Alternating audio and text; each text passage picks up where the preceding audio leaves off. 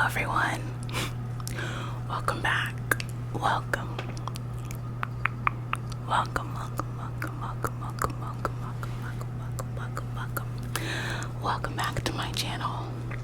Y'all, I am struggling a little bit. I'm trying to create a better setup because I'm so sick of the way my videos have been looking. So I'm filming in a different spot in front of this blank wall, and I got a little shelf so that way I can film against this wall. And I bought a mood light, if you can even see it, and I don't know how to get the lighting right. I think what I'm gonna have to do is start using a ring light, which I have one, but it's not a good one. I don't know, there's a window off in the distance, so I have the window open, but then with the window open you can't see the lighting with the mood light, and it just looks dark. I feel like it just looks dark, but then I feel like some people like when it looks dark. I don't know, please help me. Anyway, today we are going to be doing,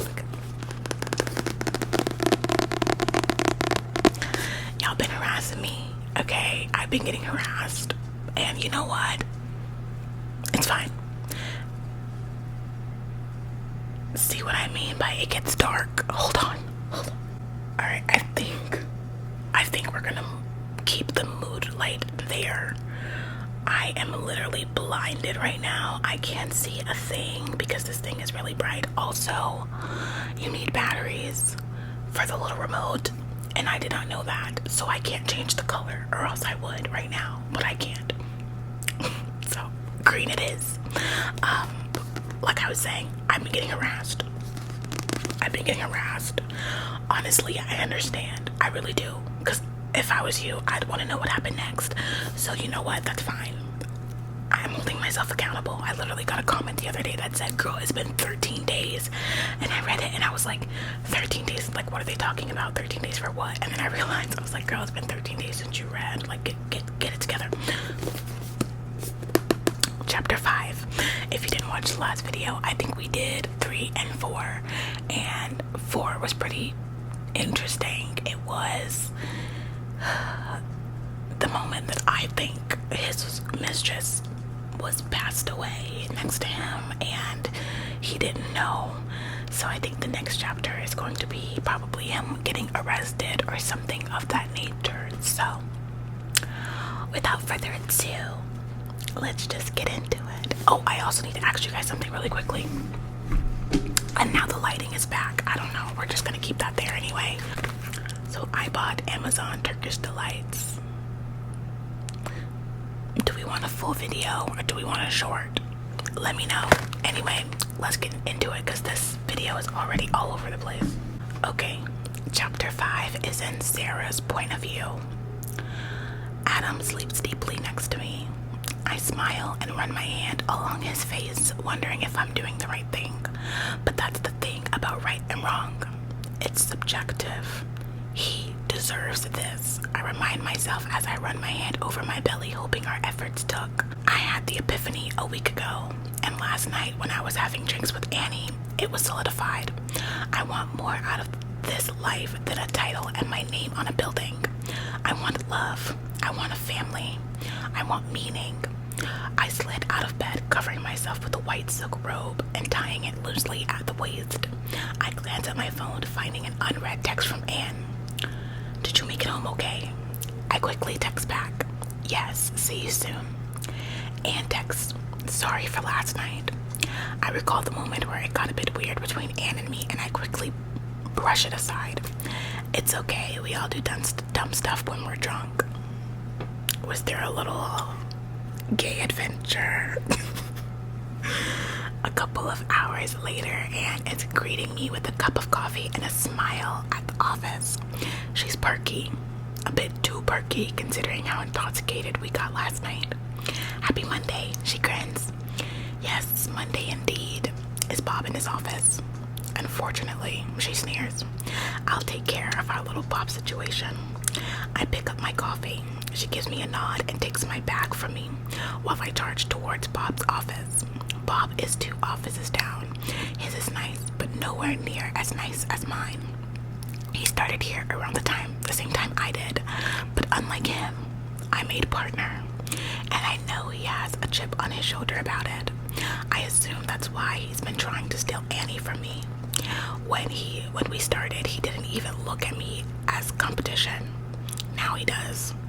I made sure of that.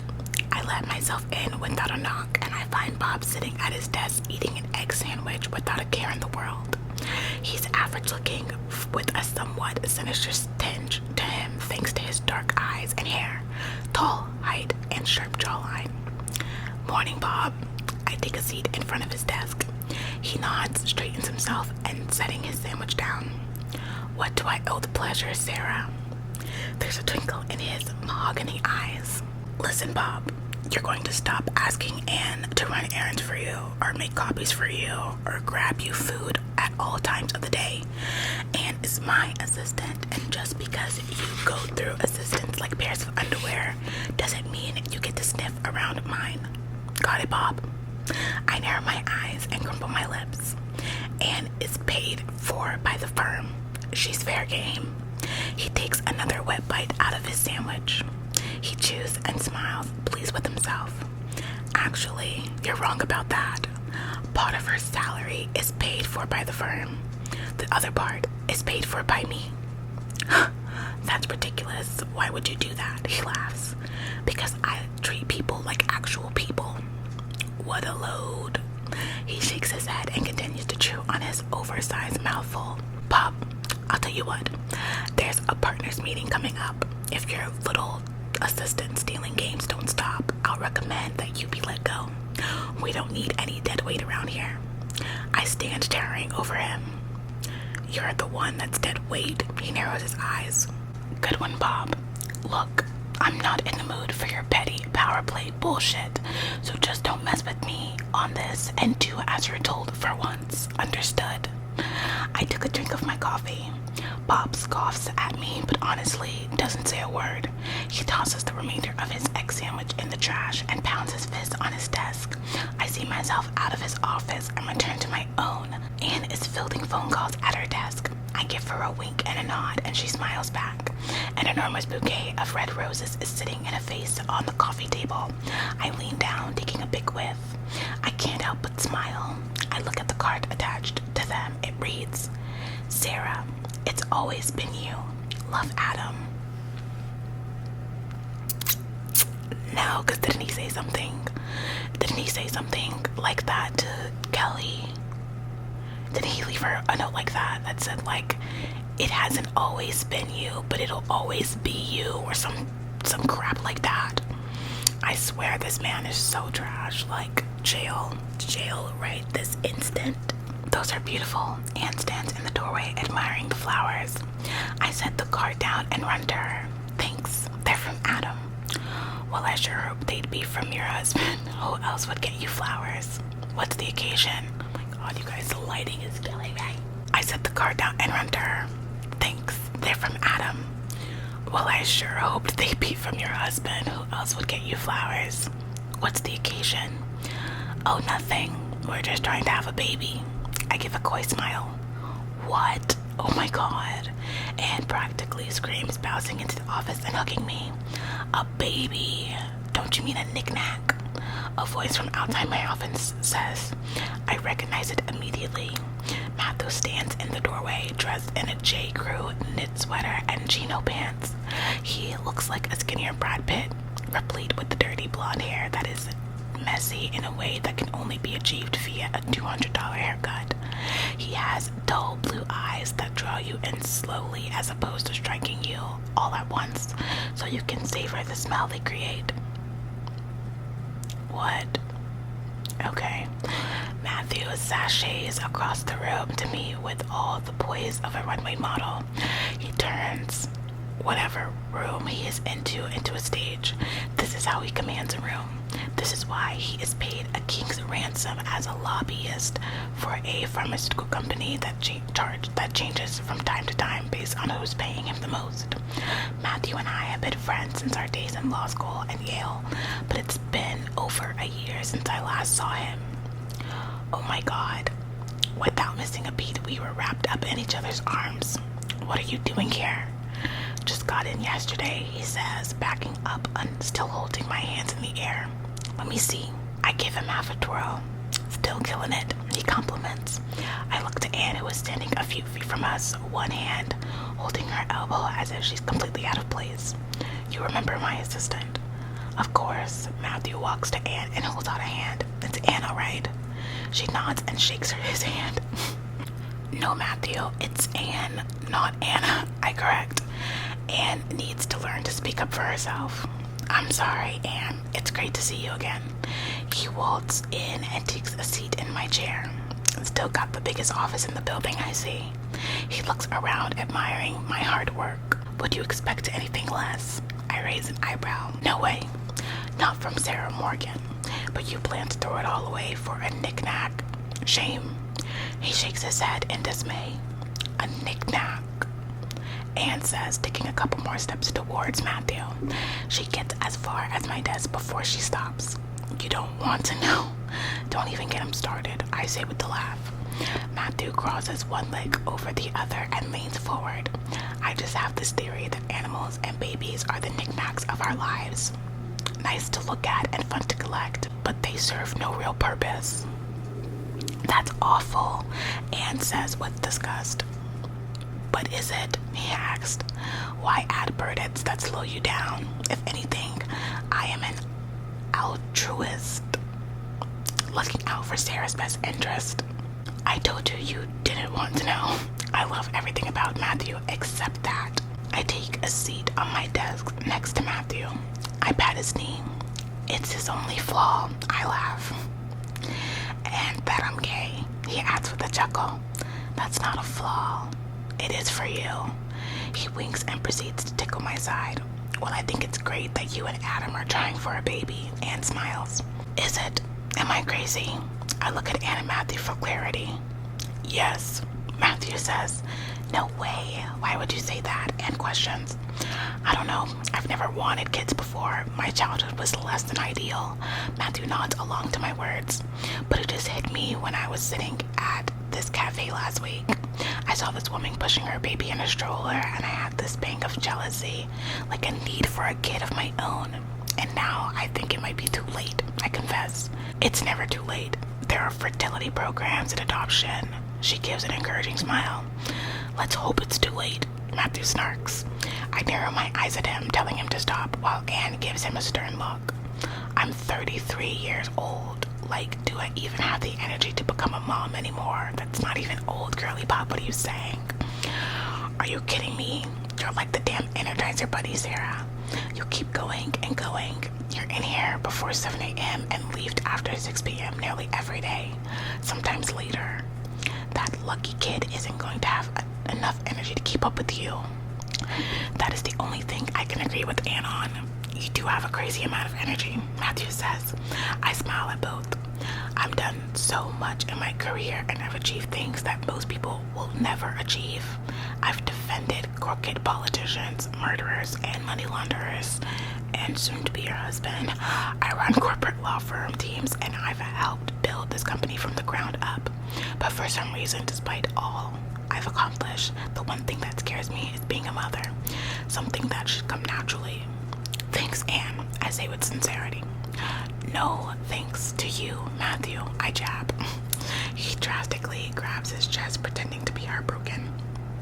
Anne asks, what does Adam think of all this? I've never seen him happier. Why am I not surprised? Matthew rolls his eyes. What's that supposed to mean? I push off the desk.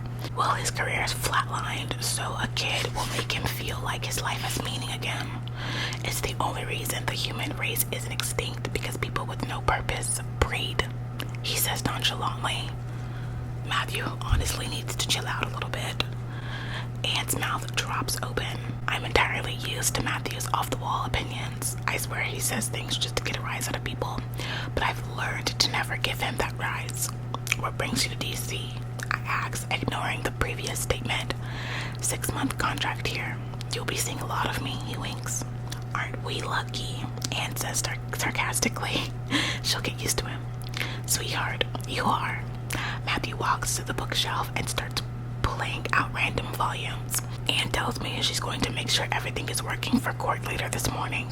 This high-profile case has consumed me for the past year, and I'm hoping that once it's over, I'll be able to focus on Adam. She leaves my office, closing the door behind her. Finally, Matthew says. Matthew's funny, he's just doing a lot. Stop. I pick up some papers from my desk and shuffle them around. I'm just kidding, and I'm totally busting her balls. He takes a seat across from me at my desk. I know exactly how you are. I smirk. I always test people. If they can't handle me at my worst, they don't deserve me at my best, he says, raising his chin. But there is no best with you, Matthew. That's the secret they find out once it's too late. He laughs. Now that I'm in town for a while, will you have time for me? He raises an eyebrow. You don't even have to ask. And that's chapter 5. It was a slower chapter. I feel like at this moment in time, Sarah's chapters are typically pretty slow because there's like no real drama for her yet. I think once she starts working on her husband's case, like we know that she's going to because it says it in the book, it says it in the little description. Once she starts working on his case, her chapters will be a little bit more interesting. But it was pretty chill. Adam's chapter is next, and I'm not going to read it today. I have a lot of things to do today, unfortunately. Also, my family, it's a Saturday. I'm filming this on a Saturday, and my entire family's home, and I'm like literally forcing them to be quiet right now, and I don't want to, I can literally hear them, and I don't want to like inconvenience anyone, so I'm not going to read another chapter. I'm not going to read another chapter right now. So sorry, but I promise the next one will be juicy because it's in Adam's point of view, and his chapters are always unhinged. Also, if you guys can help me with my lighting setup, I'm like really struggling. Like, I don't know how to use this thing. Clearly. I don't know what I'm doing. Okay, I'm trying to like upgrade. I don't know what I'm doing. Anyway, I love you guys. I hope that you enjoyed this bonus chapter. The next chapter will be very soon. I promise. I took too long. I know. I'm sorry. Very soon. Love you. And I'll see all of you in my next one. Bye.